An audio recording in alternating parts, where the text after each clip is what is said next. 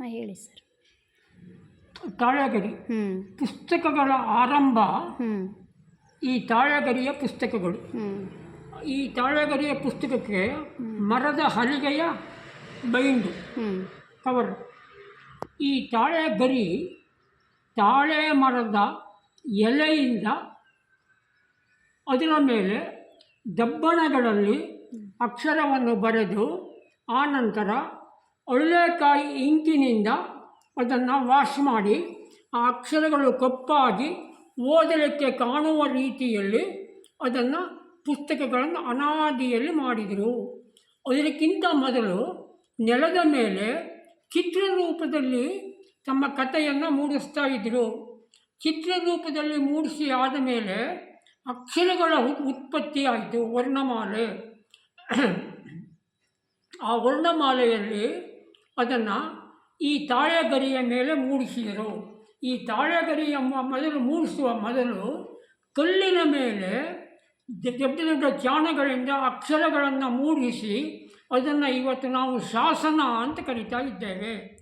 ಆ ನಂತರ ತಾಮ್ರದ ಶೀಟ್, ದಪ್ಪ ತಾಮ್ರದ ಶೀಟ್ಗಳ ಮೇಲೆ ಅಕ್ಷರಗಳನ್ನು ಕೊರೆದು ಜ್ಞಾನ ಪ್ರಸಾರ ಪ್ರಾರಂಭ ಆಯಿತು.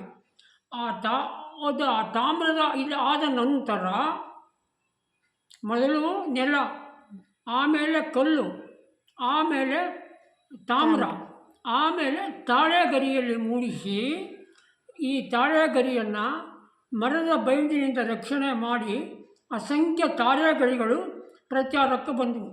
ಈ ತಾಳೆಗರಿಗಳ ಸಂಗ್ರಹಗಳು ಕೂಡ ಆ ಕಾಲದಲ್ಲಿ ಇತ್ತು. ಅದನ್ನು ಜ್ಞಾನ ಸಂಗ್ರಹ ಅಂತ ಕರೀತಾ ಇದ್ದರು. ಆ ಸಂಗ್ರಹವೇ ಇವತ್ತಿನ ಪುಸ್ತಕ ಭಂಡಾರ. ನಳಂದ ವಿಶ್ವವಿದ್ಯಾನಿಲಯದಲ್ಲಿ 90 ಲಕ್ಷ ಹಸ್ತಪ್ರತಿಗಳಿದ್ವಂತೆ. ಎಲ್ಲ ವಿಶ್ವವಿದ್ಯಾನಿಲಯಗಳಲ್ಲಿಯೂ ತಾಳೆಗರಿ ಬಗ್ಗೆ ಇನ್ನೂ ಕೂಡ ಭಂಡಾರಗಳಿದ್ದಾವೆ.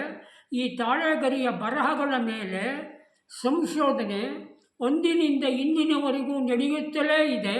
ಇನ್ನು 10 ಶತಮಾನಗಳವರೆಗೂ ಕೂಡ ಈ ಸಂಶೋಧನೆ ಮುಂದುವರಿಯುತ್ತೆ.